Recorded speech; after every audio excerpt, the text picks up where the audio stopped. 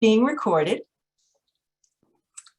So I'd like to welcome everyone to our first panel of the Doctoral Careers Pathways Conference 2020-2022. I'm Susan Martin, the Program Director for Doctoral Career and Professional Development. And the conference co-chair, Dr. Blessing Inekwe, is also here today. You'll see Blessing and I tag teaming for moderating these panels this week. We have three fabulous faculty members who are Maryland alumni, Dr. Amanda Woodward,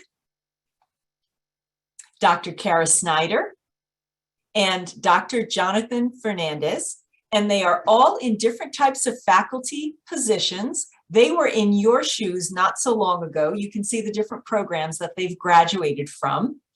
And they are going to join us today to share their wisdom about becoming a faculty member. The way we have the session set up, we're going to do some small group introductions. We know that these Zoom calls can be a little disengaged. So we're going to put you into some small groups. And all you're going to do is simply introduce yourself with your name, your program, and what kind of position you're looking for. We are then going to have a moderated panel, and then half of the time will be left for questions and answers. And if you are one of those persons who feels like you'll forget a question, you're welcome to drop it in the chat box at any time during the conversation. But what we'll be doing is when we get to the formal Q&A, we really encourage you to turn your camera on, introduce yourself, and then ask a question.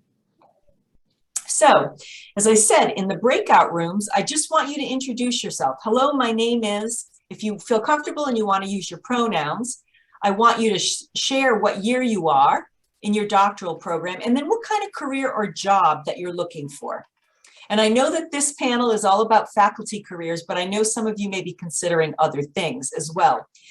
And I'd like to have the panelists introduce themselves last. Okay, after you do these quick little introductions, I want you to talk briefly about what is your biggest concern about getting from here to your next position beyond Maryland. Okay, so it's going to take just a few minutes to get everyone in breakout rooms. Oh, looks like Blessing's got it all set. All right, well, Blessing, I will let you take it away. Okay, all right, so welcome back, everyone. So we have Dr. Amanda Woodward, Dr. Jonathan Fernades, and Dr. Cara Snyder. And today's panel is about careers beyond the research university. And what that means is so often our students are being coached about finding jobs in R1 universities, but oftentimes they're interviewing for positions at other places. So we've got three panelists today who went out on the academic job market not so long ago, so they know what it's really like. And the first question I want to pitch to you is I'd like you to just introduce yourselves, what you currently do for the benefit of those who weren't in your breakout room. So let's start with Amanda, and then we'll go to Jonathan and Cara. I know you're at an R1, but you interviewed at lots of other kinds of institutions. So Amanda, go ahead. Sure. So hi, everyone. My name is Amanda Woodward.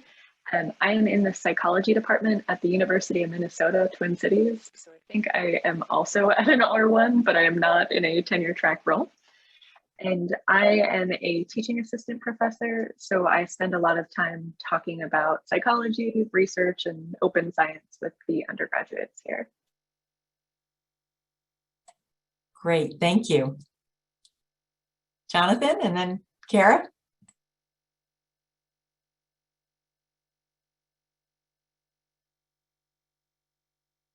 You're muted, Jonathan. Somebody had to do it. Okay, am I unmuted now? Okay. Oh, God. Can everybody hear me? Okay. So I'm Jonathan. I used to be a graduate student here. I graduated from the math department and they hired me right out of school. So as far as applying for multiple job interviews, I didn't have to do much of that. For a while, I was trying to transition out of academia into data science jobs, and I realized very quickly that that's something that I did not really enjoy, nor feel like I had the skills to be a good one. So I always wanted to, I knew I wanted to be a teaching, to be in some sort of a teaching position. And when Maryland worked out, it was, I think all the pieces were nice, and I've been here for the last 3 years since. So that's my story. Great, and I'll go next. It's really great to be here with both of you, especially you, Amanda, since you were in the dissertation writing group, and to hear what you've been up to. As Susan mentioned, I'm Dr. Cara Snyder. She or they both are fine. And I am an assistant professor of women's gender and sexuality studies at the University of Louisville, which is technically a Research 1 institution, although certainly being here has expanded my definition of what counts as an R1. And what like R1s can look like. So some of us joke that we're an R2 with a medical school, or like an R3 or a community college with a medical school. And so I can talk a little bit about that in my talk today, or just kind of like these designations about like Research 1, Research 2, liberal arts, and like what I've learned about them now that I'm in the field and I've had colleagues come and go. I've had colleagues leave this R1 institution for much better pay and better work conditions at R2s and R3s. So, so maybe that's one way I can contribute to today's panel. Okay, that's good. So we're already hearing all these terms tossed around. So let's go in the reverse order and have you talk a little bit about the kinds of positions that you actually interviewed for before choosing the position that you're in. And I know, Jonathan, you already alluded to it, so talk a little more about what you interviewed for, and then say a little bit about what you really do day to day. Like, what is day-to-day life like for you?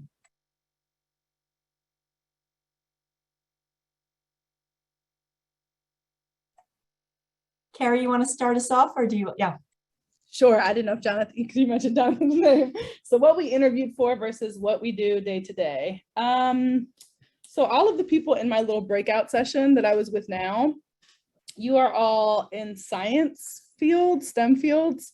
So I'm social sciences and humanities. So some of what I, describe, that maybe affect how you hear what I'm saying. I interviewed, really a variety of positions. My undergraduate degree was at a small liberal arts college. So if I'm using terms that you all would like to find, let me know. And I got interviews in a variety of different institutions, although I will say, for those of you who are in more like interdisciplinary fields, one thing that was interesting for me is that I only got callbacks in women's gender and sexuality studies. So even though I applied to many like Latin American studies jobs, I do work in Brazilian sports, gender and sports. I did not get callbacks in Latin American studies or sports studies. So I think fields like to think they're interdisciplinary. I think that often doesn't shake out on the job market, for better or worse. The job that I'm actually doing, so I had, so I graduated from University of Maryland, and then I completed a postdoc at University of Maryland, which was in the Latin American Studies Center, also funded by the graduate school. And that postdoc year was really critical, and I'll talk about that a little more in other questions. But I really found, like, especially in social sciences or humanities, this critical year where you're like finishing the dis and applying to jobs, like having a cushion really matters, because it's hard to get a job when you don't have your dissertation done, especially in the humanities and social sciences. So I had applied as a graduate student and didn't get any offers. And then when I applied again as a postdoc and I had finished the dissertation, I did get offers. I ended up with 3 different offers, and 2 of them were, I don't know if they would qualify as R2s. They were like small regional colleges, and then from U of L. And what really distinguished it for me was that U of L had a lower teaching load. So the two other institutions that I got jobs for had 4 teaching loads, which is really teaching intensive, especially if you have research expectations. And U of L had a 2-3 teaching load, which means you do 2 classes in the fall and 3 classes in the spring. So that was kind of like that sort of sealed the deal for me. And in that way, maybe U of L is more similar to an R1 than other ones were my teaching expectations. The job that I currently do, so I have the expectations of a faculty, which are teaching, research, and service. And some of the people in my breakout room also talked about that, because I think all 3 of you were interested in research and research only. So as a faculty member, you do have multiple expectations. And to be honest, I'm in year 2, and the teaching and service has been surprisingly very time intensive. I've been sort of surprised by how little time I have for my research, even as my department tries to protect me from service and teaching expectations. When you're on the tenure track, the teaching expectations and the service expectations feel very different. They carry a very different weight. And I don't think I was prepared for that. So I think I would have tried to like front load a lot more of my research. But some of the work that I'm most proud about actually come from the commitments that I have outside of academia. And so for those of you who are thinking about alt-ac, I think this is really important to keep in mind, that you can carry those with you no matter the job you take. So for me, my commitments are always to redistribute resources and to advocate for justice. So some of the things I'm most proud of at the University of Louisville are the things that I'm doing that are now sort of being called community engaged research, but for me is actually just like activist work that I get paid to do. So the things I'm really proud of are bringing a prison exchange program to U of L. So taking students from here into prisons to learn with incarcerated students. I'm working with the local LGBTQ homeless shelter and conducting research with them. And then obviously like working with students, the majority of whom are like queer or students of color or first generation college students. So those are some of the values that I think I would have carried with me no matter the job I had gotten, but that I have sort of the pleasure to be getting paid to do now. And I'll pass the mic there. Yeah, thank you, Cara. What a complete picture of what your day-to-day life is like. Thank you so much. Okay, Jonathan, you gonna go next?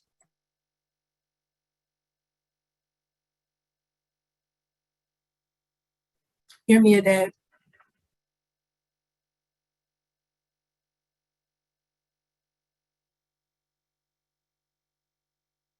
Jonathan, you're still muted, unfortunately. Okay. Oh, somebody mutes me, is it? Because I never mute myself. Okay, so I used to be a graduate student at the University of Maryland, and I was in the pure math program. For non-mathematicians, it's a non-issue, but if you're looking for jobs inside the math community, there is a distinction sometimes, because I mean, the kind of funding that you get is different, and usually there's less funding in pure math. The problems are, I mean, publications end up being a little slower and stuff. But that was my story, and at the end of my PhD, I had an offer for a postdoc, which kind of lost funding, and these kinds of things happen. So you're left high and dry. So at that point, already before that, I was considering transitioning out into academia, outside of academia, but wasn't very confident. But at that point, I really started giving it a serious thought. I prepared. So this was 2019. 2018 was when I had a postdoc offer. 2019 was when I finally I graduated, and at that point I had a teaching appointment from the University of Maryland.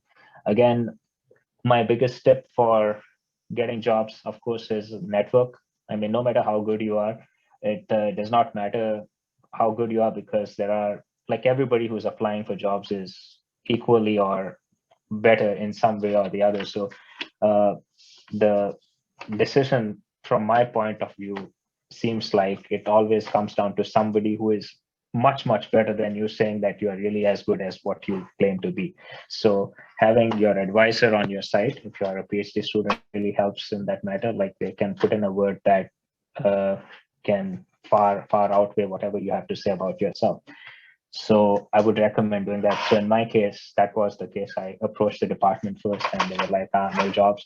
And then my advisor spoke to them, and it's like, oh yeah, we could get a job for you. Don't worry. So, and I've seen multiple scenarios of this pan out in many different jobs settings. So Jonathan, I did. what's so interesting is your job title is lecturer. So what is day-to-day like for you? What is your expectation? What is the expectation of you in that role? What does it mean? Because I know when our students are looking at job postings, they're seeing all kinds of language to describe different faculty positions. So Yes, what's yours all about? So there are two tracks if you are in an academic setting. At least at Maryland, there are two types of tracks. There is the research track, and there is the professional track. So all teaching faculty will go into the professional track. So we are called the professional track faculty. So the other track is the tenure track faculty. So jobs in this setting, the promotions are you start at a lecturer position, then you become a senior lecturer and a principal lecturer. The only distinction, perhaps there are two main distinctions. There is no research expected out of me.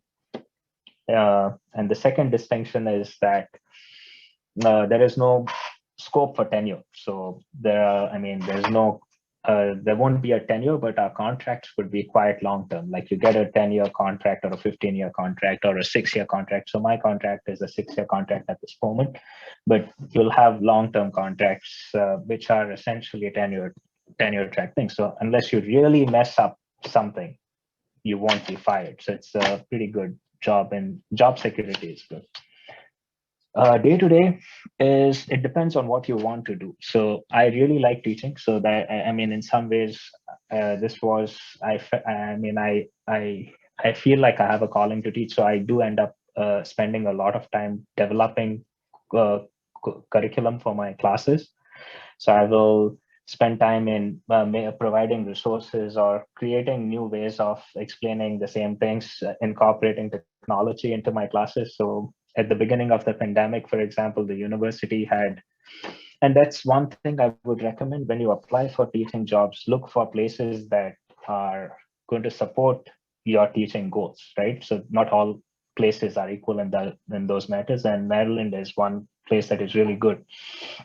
So the Teaching and Learning Center, for example, had a bunch of teaching innovation grants. So I applied for those, and I used those grants to restructure 2 of my classes, which have had really good response since. So I incorporated technology into them. I had a programming language, RStudio, into my stat classes, and the response has been pretty nice. So that's the day-to-day thing you can do to take your teaching to the next level. As far as teaching goes, it's a really 9 to 5 job. You're done teaching. That's the end of the day. You have your office hours. There is not much that is going to keep you busy mentally. So that's one thing that I knew I wanted. I knew I was not cut out for the long grind of tenure track positions, and it worked out for me. So it's compared to a tenure track position, the pay is a little less, and of course, even tenure track positions pay is much less than what a data scientist would make. But I think of this as dollar per unit stress is much low. So my measure for my job is that the amount of money for the amount of stress that I get is really low. I really enjoy, at Maryland, I get good students. So my students are fantastic. Like whatever I give them, they do, and sometimes go beyond what is required. So it's a very fulfilling job in that sense. So I like doing what I do. So there is an element. So when I spoke to my department chair when he hired me, like one of those things he said was like, yeah, if you really enjoy doing what you're doing, like that's the key that is going to push you forward. Because to be true, like there are a lot of jobs that are like for a statistician, if you leave out academia, you do get paid much higher, but you really want to be wanting to do what you want to do when you get into a teaching position. And if you are not happy about it, you will be grumpy. Your students will be even more grumpy. So it's not going to work out for anybody. So those are my 2 cents. My suggestion for people who are graduating, even in non-STEM fields, one thing I would, and I tell this to everybody who takes a class with me, is always take some time to learn a programming language and have some ability to work with data. So irrespective of what your degree is, what you're doing, that is something that is really going to give you an edge over anybody else. And this is completely within your control. Thank you. Thank you so much. Okay, and last but not least, Dr. Woodward.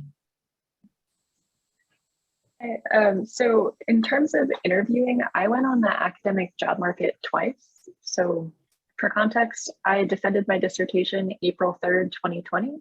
And if no one remembers their calendar from that year, everything had shut down about a week before I went to defend. So I thought I had a postdoc lined up at that point and did not. So that was sort of panic mode, and applied to everything from postdocs that wanted to hire me because, like Jonathan was saying, I knew how to program and I knew how to teach programming, and turned out that was super helpful at that time. And then also applied to some visiting assistant professor jobs. So that was sort of round 1. Round 2, I interviewed for an industry job as a contract. I think the title was contract writer. Did not write contracts. I was just hired to write papers for the company. Just to clarify, I do not know how to write a contract. And then applied for tenure track positions or interviewed for tenure track positions at an R2, I think, as well as a lecturer position, and the job that I ultimately ended up picking, the assistant teaching professor job. In terms of my day-to-day, it honestly doesn't look all that different than how I had structured my last year of grad school. So I had adjuncted at another university while I was working on my dissertation, because I like teaching and I didn't like being holed up in my office by myself not teaching. So my advisor and I had talked about that, made that work. So my current day-to-day is 50% teaching, 30% research, 20% service. The courses I teach are all related to statistics and how to use open science and psychology, partially because those are the things about my job that I enjoy teaching. I think next year I might be teaching a cognitive psychology course, but that's to be determined as we go forward. That's super. So I'm looking at the clock and we have about 25 minutes, and I know that your 3 stories have brought a lot of questions into mind, and a few have popped into the chat. Blessing, do you want to ask anything from the chat? Yeah, this was a follow-up question, particularly to Dr. Fernades, but I'm sure it can open to Dr. Woodward, who just mentioned the idea of leaving academia. So what were some of the reasons why you were interested in kind of transitioning out of academia? And what do you find fulfilling now that you have, and so the second part was, what do you find fulfilling now that you have remained in academia? And you started to get to that, but we'd love to hear you expand upon that. So the main reason why I wanted to leave academia was that I didn't see myself being a proficient researcher. So I knew that I wouldn't be able to operate at a level of research that is required at a high academic institution. And I knew I wasn't interested also. So there were 2 components to it. It was a question of ability and a question of interest, and both of them checked out. So that was the reason I found academic life, research academic life, very solitary, and I'm kind of a slightly non-solitary person. I do like to hang out with people, and I like to talk a lot if I have an opportunity, and make fun and jokes and stuff. And academic life, at least research academic life, felt a little too lonely. It felt like you're getting married to your collaborators. And it was something that I could not see myself being in the long term. Moving out of academia, yes, then of course the grass on the other side always seems greener, and you have to go on the other side to see how the grass looks, right? So I did go out, and I also realized when I was preparing for data science jobs, and I did a few interviews with tech companies, and I realized that the life was whole different game. Like there is a whole different vibe. I mean, except for the much higher pay, I did not find anything about the non-academic life fulfilling. So that was, and I didn't have any financial requirements that caused me to make that jump. So I was like, okay, I could try to come back. And I was glad, by the way, getting the teaching job itself wasn't very easy. So I was very lucky that I did get it. So having come back in this teaching setting. So, I mean, and this is something that is pretty common. Like I was prey to that myself. Like when you are a graduate student, there is a distinction between a research and a teaching job, and you do tend to look down upon a teaching job. I know that. I mean, there are many universities who don't treat it equally, but I found it to be a place that really resonated with what I wanted to do. But I mean, I like interacting with students. I like the fact that I get to talk to a large group of people on a regular basis. So that really helped me. It also, on the teaching side, it also gave me opportunities to do research in teaching. So I mean, I developed curriculum anyways. So that was a nice place. So I would recommend, if you do decide to move towards teaching, find a university that values teaching. So there are some universities where the teaching faculty will be only teaching the lower level classes. They're just constantly teaching Calc 1, some basic classes where students who end up taking classes with you might not be interested in learning math as the long-term desire, long-term pursuit, and that can sometimes be demotivating. So Maryland has not been that for me, so I'm thankful about that. That's great. I'm so glad to hear that it aligns with your values, and I know that Dr. Snyder was kind of mentioning that as well. I do want to give, sorry to jump in, Susan. I do want to give you all a moment to answer if you'd like to, Dr. Woodward or Dr. Snyder, but we have additional questions as well. Sure, I'll just add quickly. One of the things for me was I really enjoy teaching. I applied to a lot of liberal arts schools when I was on the market the first time. And even there were a couple times I got an offer where the financial package just didn't work with the fact that I had student loans and it required me to move across the country. And I did end up moving across country, but that's another story. So it just didn't work out. That's why I started looking at industry jobs. So I did take the one temporary position. I enjoyed it. It let me do some of the explaining why and presenting to people why different parts were important. But there seemed to be a bottom line every time I did that. So why it was important was because that's how we make money, and not why for the intrinsic value of feeling satisfied answering the why question. There are different companies that have different values. So I would just recommend, if you are looking at non-academic routes, to see, like Dr. Snyder's mentioned and a few others, make sure it aligns with your values and make sure you're happy, as Jonathan mentioned, with the work that you're doing. Could I pop in before Cara talks about this? Dr. Woodward, are you comfortable sharing the salary ranges? Because honestly, sometimes students come and they're evaluating offers and they are so shocked by what some of these smaller institutions are offering. Yeah, I'd be happy to. So I'd say the lowest one that I got was about 36,000. A little higher than that was 43. More prestigious liberal arts was 55 to 65 was the range they gave. And in the teaching positions at R1s, it tends to be a bit higher. I think I was between 70 and 75 for the visiting professor position. And these are 9-month positions or 12-month? So it's been different for all of them. So I think 38 was 9 months. Actually, the higher end of the spectrum tended to be 9 months. The lower end tended to be 10 or 12, minus the lowest one.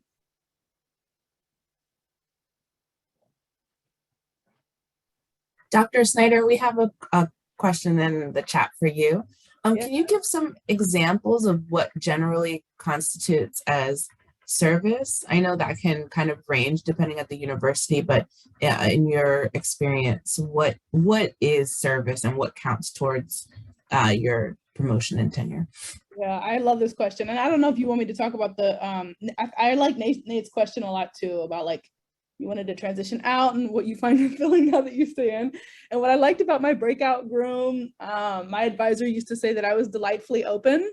And from my breakout room, I also got that from all of you, that you're just kind of like being real about what all of these choices entail, and you're recognizing the trade-offs. So maybe what I'm sharing with you isn't going to be anything new, but I had worked for 5 years before I came back to graduate school.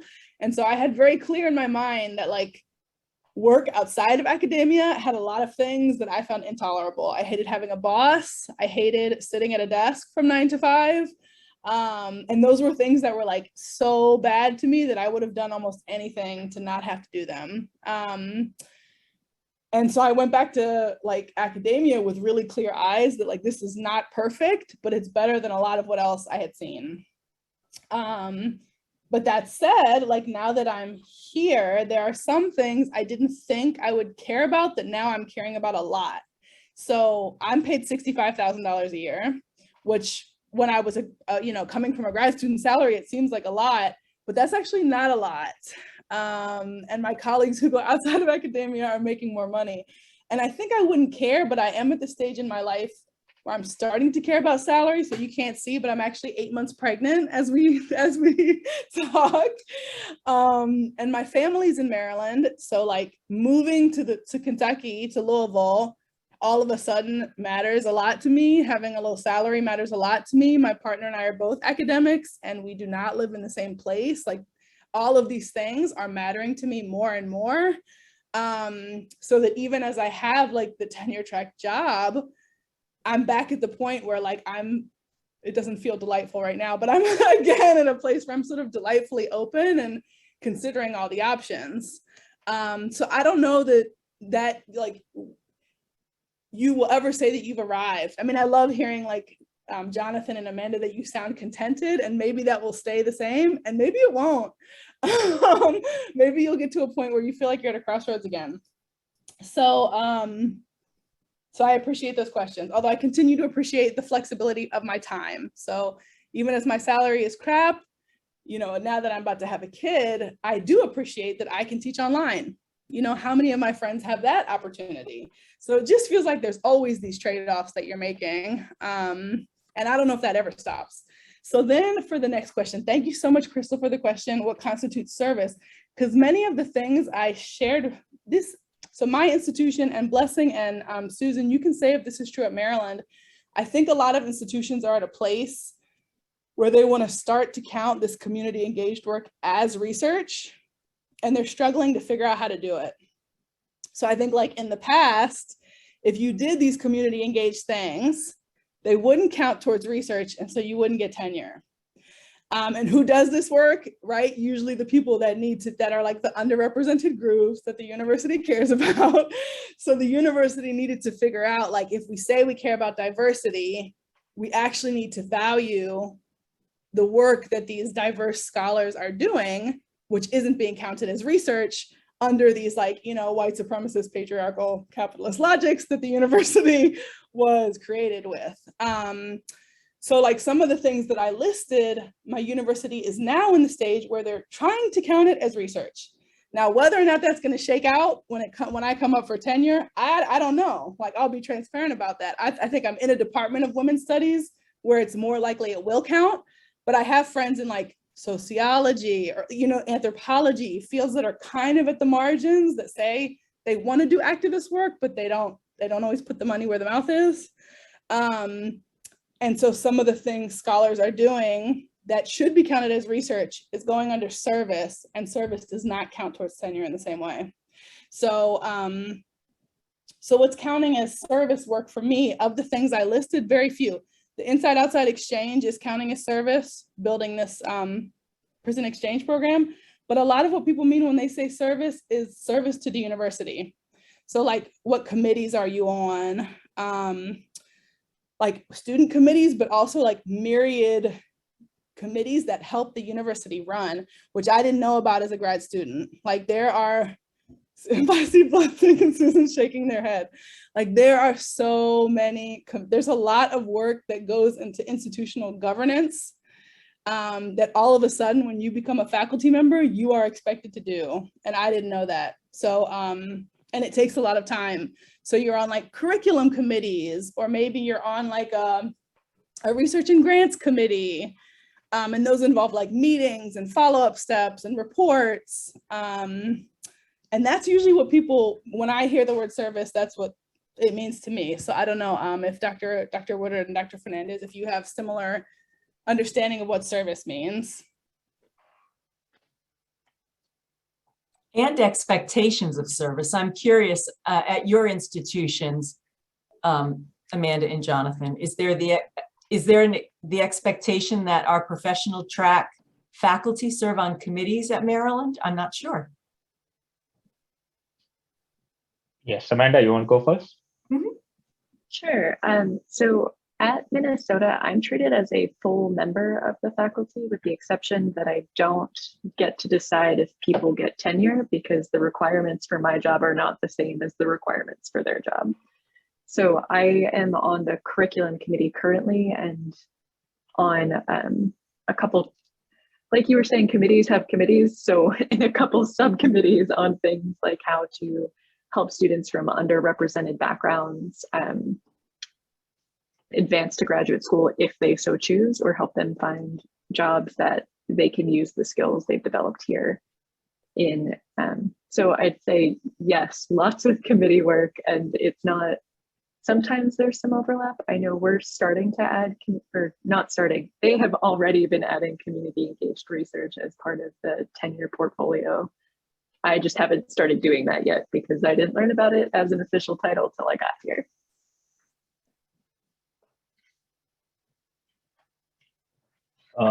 At Maryland, at least in the math department, when you get hired to teach, be a lecturer full-time, you're required to teach 4 courses per semester, but the department only requires you to teach 3 courses. The 4th unit ends up being a service unit. So the service unit can be, I was a course chair. So when there are large lecture classes that involve multiple sections and multiple instructors, they need a course chair for those courses. So sometimes you can become a course chair. Sometimes they will assign you duties where maybe you run a math club where you're preparing for Putnam. There are math competitions, so you can do outreach in that sort of way. Or you could do outreach even outside of the university, math outreach, of course not. I mean, you decide to have a dance hobby or something and open a dance club, no, it won't work. But if you're helping out math outreach in a high school or something, even that would count as service, so the service unit.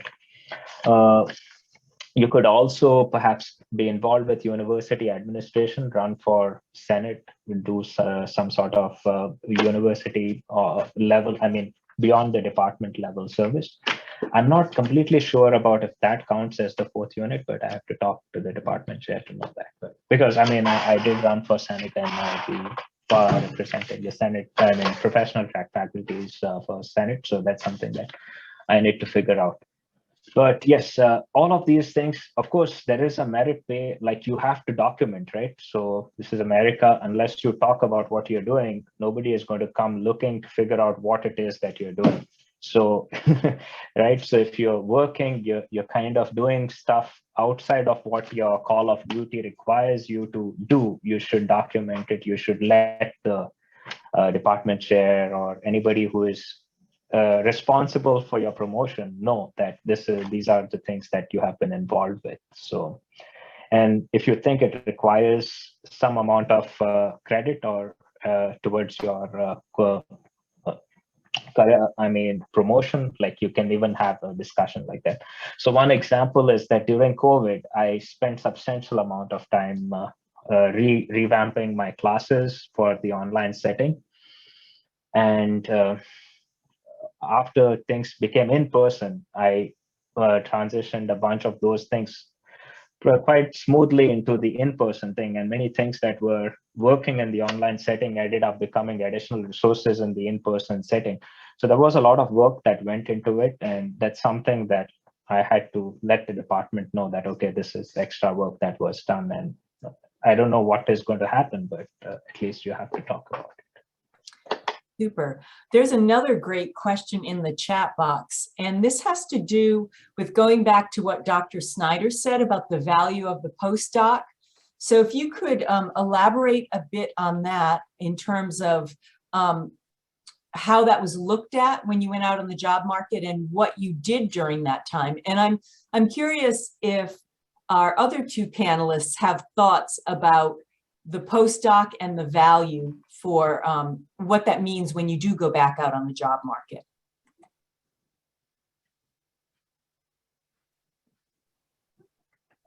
Another great question. Thanks, Jingwen. And I think that some of my answers will depend on what field you're in. So if you want to type that in the chat, that would be great. This also goes into my piece of career advice, which would be the last thing we had. But the last piece of career advice, or something I wish I had known, was and please, this is not to scare y'all off, but this is because this is a space to get real. So let's get real. The last year of my PhD was the hardest year, just the hardest. I finished in 5 years. You're a fourth-year PhD candidate in sociology. Okay. So maybe we'll have similar expectations. So yeah, I had 5 years of funding, and my department made it very clear that that was it. I had to finish in 5. And so this last year, it's really hard because you don't have funding the following year. You have to finish your dissertation, but you also have to be applying for jobs. And for any of you who are on the job market, that being on the job market is a full-time job. Those job docs are no joke. I was practicing with Susan all the time. My interviews, it is intense being on the job market. And then of course there's all the stress and inferiority complex that you're feeling. So the twofold piece of advice there for that last year is that one, as much as possible, create a buffer for yourself. And I'll talk about what I mean in a minute. But the second piece of advice is there's this quote from The Handmaid's Tale, don't let the bastards get you down. And really take that your last year, every single person in this call, people don't tell you enough, but you are contributing really important things to the world. You have so many skills. All of you are precious, and not just as workers, but as human beings. And so don't lose sight of that. You're worth so much more than your work, but you also have the work that you're doing matters in big ways. So feel full confidence in yourself as much as possible. Okay, but that said, this buffer. So between, when you're finishing the PhD and the year after the PhD just is really tough, because it's one of those chicken and the eggs, you need a job to get a job. And so I got really lucky. I had applied, I didn't get lucky. I made connections and I worked hard for it. But there's also some elements of luck. I had applied for many things, including, so postdocs were the things that I was getting the most bites on, Jingwen. But I didn't end up getting any. And so the Latin American Studies Center on campus, I had been really involved as a graduate student. And so the postdoc position had sort of ended. The person had become the director. My department was offering me a really crappy 4-4 teaching position. And I was able to negotiate between the Latin American Studies Center and the graduate center, because I had gotten really close with the director of the Graduate Writing Center, Linda McCree. I came to her and proposed hey, PhD students need more support. Can I start a PhD support group, dissertation support group? And you can pay half my salary and LASK can pay half my salary, because LASK had said like, we can only give you 25,000. So I had to sort of like, I had to do these institutional negotiations, and I sort of created my own position, which is to say that all of the relationships you're creating now, those matter in ways you may not even be aware of. But thank God for that postdoc year, because I wouldn't have, I guess I would have done the teaching position, but I wouldn't have had time to prepare my job docs. So the reason I would say that it's critical for an academic position is because I did do some publishing, that's true, but I think the things that I did as a postdoc really stood out on the job market. So like having started the dissertation support group, and then one of the classes that I taught each semester was an internship class, which like academic institutions love because their students need jobs. And then I taught a senior capstone, like that wasn't something I had taught before. So it was like the things I was able to teach, plus the programs I was able to develop were like, looked great on my job docs. And then the second part of that postdoc that I was really lucky actually to have stayed at Maryland, because I think another thing folks don't talk about is how much moving takes out of you, like the visiting assistant professorships, or when you move for the postdocs, that can really add up and you like land in an institution where you don't know anybody. So at Maryland, I had the support network already in place. And so like, you know, folks like Susan and Blessing, like they helped me in ways I don't know if I would have gotten from a new institution, like coming to my job talks, helping me with my interviews, Linda McCree in the Graduate Writing Center, like meticulously combing through my job materials, which like they didn't really get good till the second year that I had them, you know? I was much more confident. Like I'm sure I wasn't interviewing well the year I was dissertating because I was depressed. Like I was feeling so bad about myself. Like I just was not in a position where I was probably showing as confident or competent. I was probably showing as like a beggar. And now that I'm faculty and have interviewed other people, like you can see that. And I hate that for you because I know you'll be told all the time on the job market, like don't act like a graduate student and you don't really know how to do anything differently.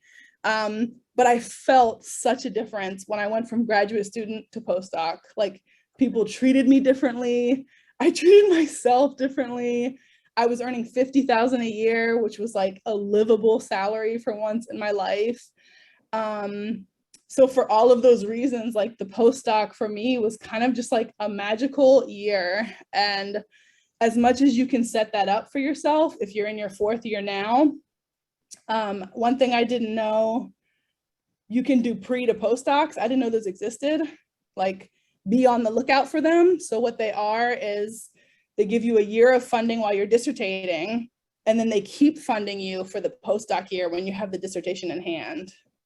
Those are like gold if you want an academic career, because you have the support when you're dissertating and you're on fellowship, and then you have that buffer zone already built into the job. So those are like golden. But if you don't have that, just kind of be aware that like the transition year is going to be tough.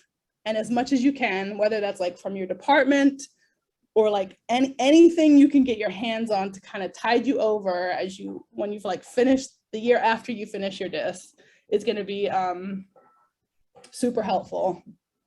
Well, that is an amazing journey that you went on. And it's so good to hear about all of the different supports that you put in place for yourself and that your hard work and relationship building paid off. I want to be really cognizant of the time. It's already 3 o'clock. First of all, I'm going to give you each a moment to give one quick piece of advice. Amanda and Jonathan, and then Cara, if you have any other quick piece of advice, and also throw in there how you would like anyone on today's panel to reach out to you if they have additional questions. So Amanda, what advice do you have? think the biggest piece of advice that I would give is don't underestimate how big your network is. One of the things that was most important for me when I was applying to jobs was talking to Susan, talking to my undergraduate advisor who had a job like what I wanted. And I thought he was going to be so freaked out that I was reaching out 5 years later. And he was super helpful and really helped me figure out what my next steps were. Great. Jonathan, piece of advice? My piece of advice is be clear about what you want versus what you're good at versus what you can be good at versus what you presently are good at.